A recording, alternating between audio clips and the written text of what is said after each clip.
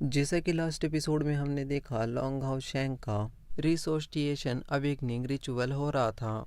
उसके आसपास 10 क्रिस्टल आ गए थे। एक एक क्रिस्टल भी 10-10 पॉइंट्स को डोमेन करता है। जितने क्रिस्टल्स ग्लो करते जाएंगे उतना स्कोर हाउ शैंग का होता जाएगा। ऑलरेडी 4 क्रिस्टल्स ग्लो हो चुके हैं, लेकिन और क्रिस्टल्स ग्लो नहीं हो रहे हैं। जिंग्यू सोचने पड़ जाता है कि आखिर इसका स्कोर आगे क्यों नहीं बढ़ पा रहा है। क्या हाओशैंग के पास इतनी ही पावर है? फिर हम हाओशैंग को देखते हैं जो किसी और अलग ही दुनिया के अंदर पाता है। उसके आगे एक स्वॉर्ड है जिसके आसपास बहुत ज़्यादा नेगेटिव एनर्जी है। तभी उसको एक आवाज़ आती है कि इस स्वॉर्ड को ले लो। फिर वो वहाँ जाकर उस स्वॉर्ड को लेने लगता है, लेकिन उस स्वॉर्ड के आसपास बहुत ज़्यादा नेगेटिव डार्क ऑरा है। वो बहुत ज़्यादा डरने लगता है कि तभी उसे मास्टर जिंग्यू की बात याद आती है कि तुम्हें कभी भी डरना नहीं चाहिए और हिम्मत से काम लेना चाहिए। फिर वो स्वॉर्ड को ग्रैब करके उठाने ही लगता है। वो पूरी जी जान लगा देता है कि तभी हम उसकी बॉडी को देखते हैं। उसकी बॉडी के आसपास बहुत ज़्यादा एनर्जी इकट्ठा होने लगती है। क्योंकि स्कोर आगे नहीं बढ़ पा रहा था, इसीलिए जिंग्यू उस रिचुअल को वहीं रोकने के लिए अपना हाथ आगे बढ़ाता है कि तभी वो एक चीज़ नोटिस करता है कि कई सारे एनर्जी बॉल्स हाओशैंग के शरीर के अंदर आकर जा रहे हैं। ये एनर्जी बॉल्स लोगों से और उसके दोस्त जियान से, रैबिट से, कई सारे फूल पेड़ों से निकलकर हाओशैंग के शरीर के अंदर जा रहे हैं। ये सारी लाइट उसके अंदर घुसती है। फिर स्वॉर्ड की डार्क ऑरा इसकी लाइट की वजह से कम होने लगता है। फिर हाओशैंग का स्कोर फिर से बढ़ने लगता है। 9 क्रिस्टल्स ग्लो हो चुके हैं, एक बाकी रह रहा है।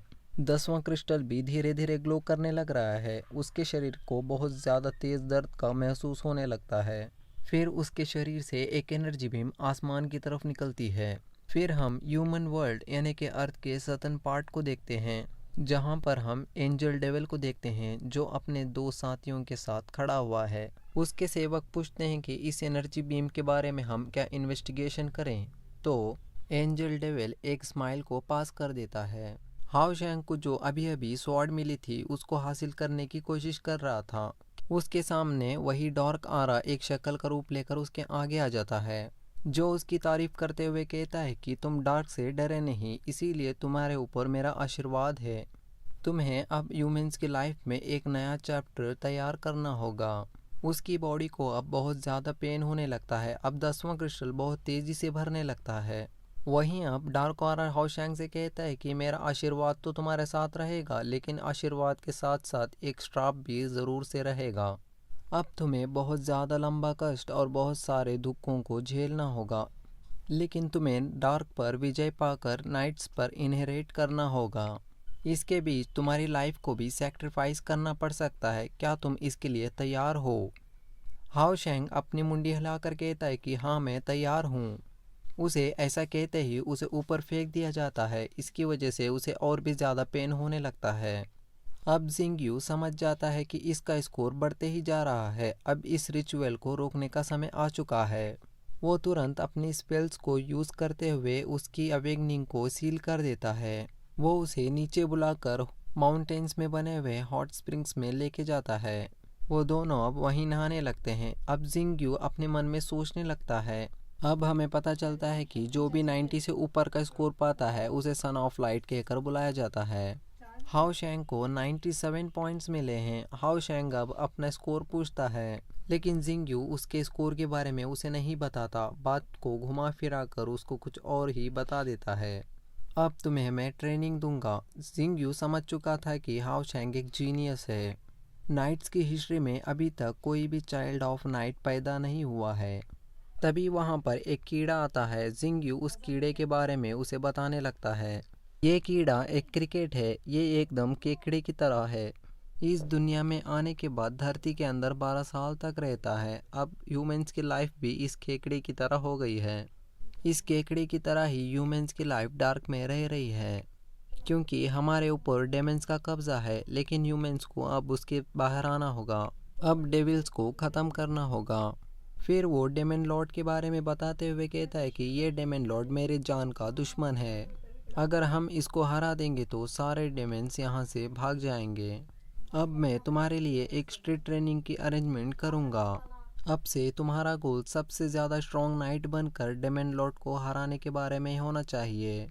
वहीं अब दूर हम बादलों के ऊपर एक कैसल को देखते हैं जहां पर वही लड़की बैठी हुई है। वहां एक सैनिक आता है, फिर लड़की के साथ अफेक्शन से बात करते हुए कहता है कि मुझे पता है तुम्हारा मन आउट ऑफ वर्ल्ड में जाकर कई सारे दोस्तों को बनाकर एक नॉर्मल ज़िंदगी गुजारने के बारे में है। वो लड़की हाओशैंग के बारे में ही सोच रही होती है, लेकिन सैनिक अपनी बात को कंटिन्यू करते हुए कहता है हमें यहाँ से पता चलता है कि इस लड़की को असासन बनाया जा रहा है। इसका भी मेन मोटिव उस डेमन लॉर्ड को मारना ही है। लेकिन ये लड़की उस बात से यानी कि इसकी लाइफ से बहुत ज़्यादा दुखी है। वहीं हम उसके आंसुओं को भी देखते हैं। वहीं अब स्कूल में सभी बच्चों को पता चल जाता है कि हाओशैंग की ट्रेनिंग अब कोई दूसरा मास्टर करवाएगा। वहीं जिंगयू उसकी ट्रेनिंग को कंटिन्यू करता है और उसे बताता है कि सुबह सुबह तुम्हारी ट्रेनिंग यहीं पर होगी। वहाँ पर वो एक पत्थर को हटाकर उस गड्ढे के अंदर उसको ढकेल देता है।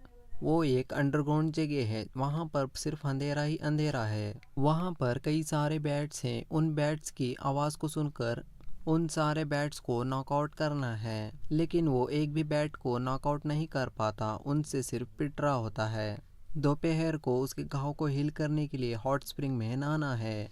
उसे नहाते नहाते डेमेंस स्पिरिट के बारे में पढ़ना है, यानी कि उसे बुक्स पढ़नी है और शाम को उसे फिजिकल ट्रेनिंग करनी है। फिर वो अलग अलग तरीके की ट्रेनिंग करता है। जैसे जैसे दिन बीतते रहते हैं वैसे वैसे वो स्ट्रांग होता जाता है।